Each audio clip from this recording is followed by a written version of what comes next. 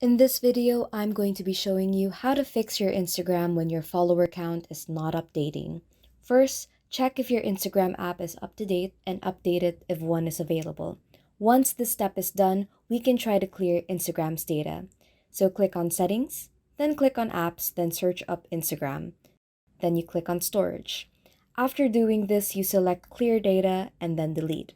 So now that we cleaned up Instagram's data, you can go and check if the problem is solved now. If this didn't solve your problem, then you can clone Instagram. Some phones have the dual apps feature in their phone settings, but for me, I used an app that does the same thing. Now you can enter the Instagram that we cloned and check if the problem is solved or not.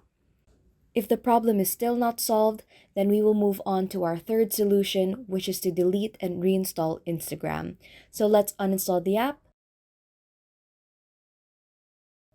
Now enter the Play Store to download Instagram again. Click Install. Open the app and then check if the problem is solved or not. If you have any questions, then leave them in the comments below and leave a like and subscribe if this helped you out.